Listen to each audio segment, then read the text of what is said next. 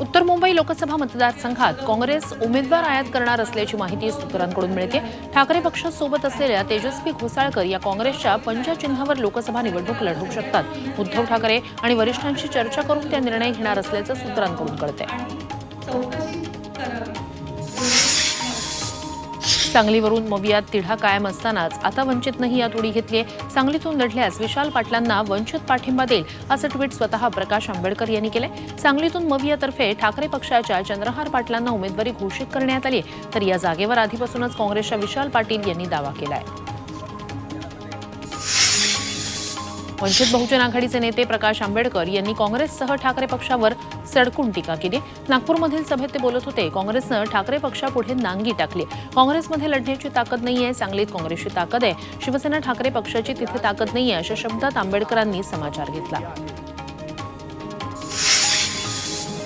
हातकणंगलेत शिवसेना उमेदवार धैर्यशील मानेंविरोधात अपक्ष म्हणून निवडणूक लढण्यावर आमदार प्रकाश आवाडे ठाम असल्याची माहिती सूत्रांनी दिली आहे। कोल्हापूर दौऱ्यावर मुख्यमंत्री आणि आमदार प्रकाश आवाडे यांची अर्धा तास चर्चा झाली। यात नेमकी काय चर्चा झाली हे सांगायला आवाडेंनी नकार दिला। मुख्यमंत्री त्यांच्या मनधरणीचे प्रयत्न करतायत।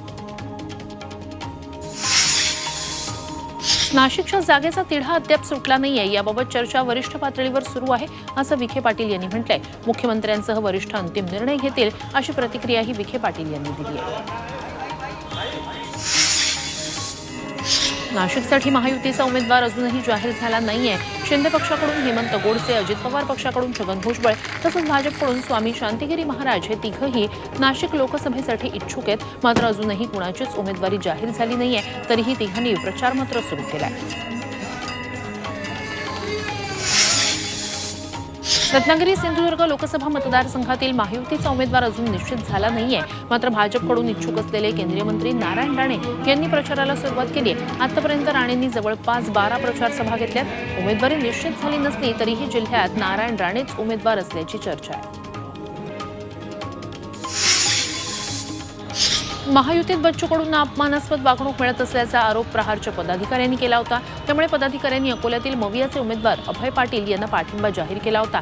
दरम्यान अभय पाटील यांच्या बॅनरवर बच्चू कडूंचा फोटो झळकतोय, तसंच काँग्रेसच्या जाहीरनाम्यातही बच्चू कडूंचा फोटो असल्यानं संभ्रम निर्माण झालाय।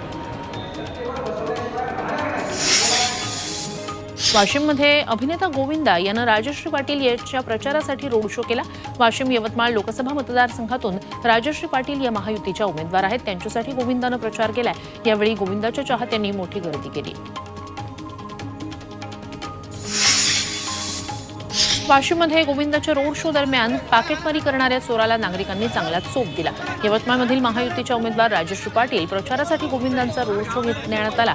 यावेळी खिसेकापून गर्दीचा फायदा घेत चोरी केली, मात्र नागरिकांनी त्याला रंगेहात पकडून मारहाण केली। आदित्य ठाकरे 16 एप्रिलला धाराशिव दौऱ्यावर आहेत। महाविकास आघाडीचे उमेदवार ओमराजे निंबाळकरांचा उमेदवारी अर्ज भरण्यासाठी ते उपस्थित राहणार आहेत। यावेळी बाईक रॅली काढण्यात येणार आहे। त्यानंतर आदित्य ठाकरे संवाद साधतील।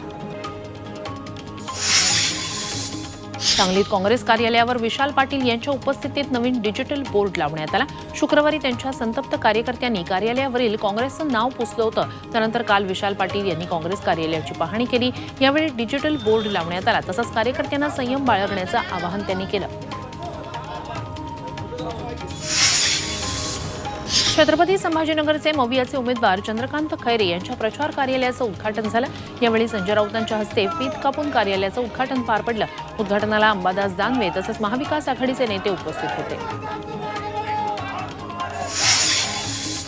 पुण्यात अजित पवारांच्या भेटीसाठी त्यांच्या जिजाई बंगल्यावर शेकडो कार्यकर्ते दाखल होत आहेत। यावेळी अजित पवारांनी बारामती, मावळ तसंच शिरूर लोकसभा मतदारसंघातील नागरिकांशी संवाद साधला।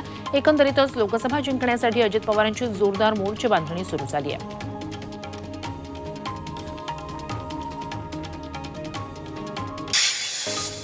माढा आणि सोलापूर लोकसभा मतदारसंघातील भाजप उमेदवारांच्या प्रचारासाठी अजित पवार पक्षाच्या कल्याणराव काळेंनी कार्यकर्ता मेळावा घेतला। यावेळी भाजप उमेदवार रणजितसिंह नाईक निंबाळकर यांना निवडून आणण्याचा निर्धार करण्यात आला। त्यामुळे अजित पवार पक्ष कल्याणराव काळेंच्या माध्यमातून ऍक्टिव्ह मोडवर आल्याचं पाहायला मिळालं।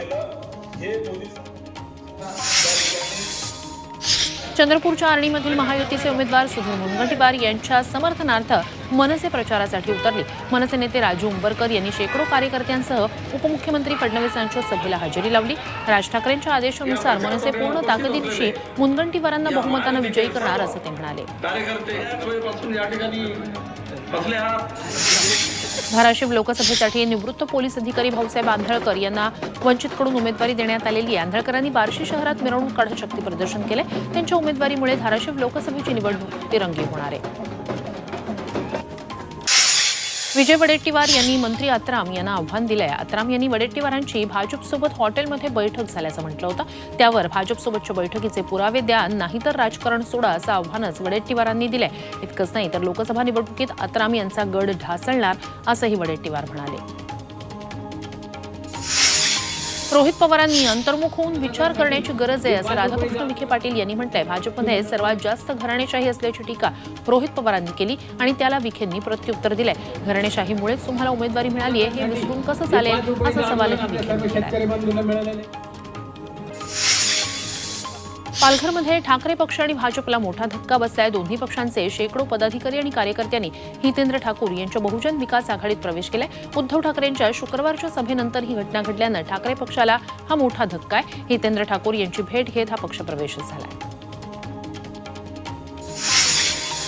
संजय राऊतांच्या वक्तव्याची दखल घेण्याची आवश्यकता नसल्याचं मंत्री उदय सामंत म्हणाले. शिंदे गट भाजपच्या रखेलीच्या भूमिकेत आहे असा आरोप संजय राऊतांनी केला होता आणि त्याला प्रत्युत्तर देताना राऊतांच्या शिव्यांना जनताच उत्तर देईल असं सामंत म्हणाले. धुळे लोकसभा मतदारसंघ पूर्वपीठिकेचं जिल्हा निवडणूक अधिकाऱ्यांच्या हस्ते प्रकाशन करण्यात आलं. ही पूर्वपीठिका राजकीय विश्लेषकांना आणि माध्यमांना उपयुक्त ठरणार आहे.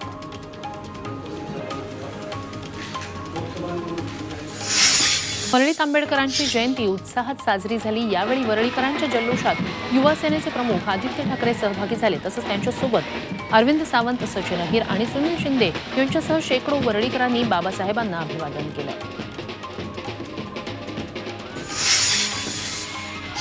कल्याण पूर्वमध्ये श्रीकांत शिंदे यांच्या प्रयत्नानं उभारण्यात आलेल्या आंबेडकर स्मारकाच्या ठिकाणी जात श्रीकांत शिंदे यांनी अभिवादन केलं. यावेळी या स्मारकाच्या ठिकाणी शेकडो भीम अनुयायी बाबासाहेबांच्या 133व्या जयंतीनिमित्तानं त्यांना अभिवादन करण्यासाठी आले होते. या ठिकाणी बाबासाहेबांचा संपूर्ण जीवन प्रवास दाखवण्यात आलाय. कल्याण पश्चिमेला आंबेडकरांच्या पूर्णकृती पुतळ्याला पुष्पहार अर्पण करत सुरेश म्हात्रे यांनी बाबासाहेबांना अभिवादन केलं. महाविकास आघाडीचे अनेक पदाधिकारी त्यांच्यासोबत उपस्थित होते. तसंच शेकडोंच्या संख्येनं भीम अनुयायीही कल्याण पश्चिममध्ये जमले होते.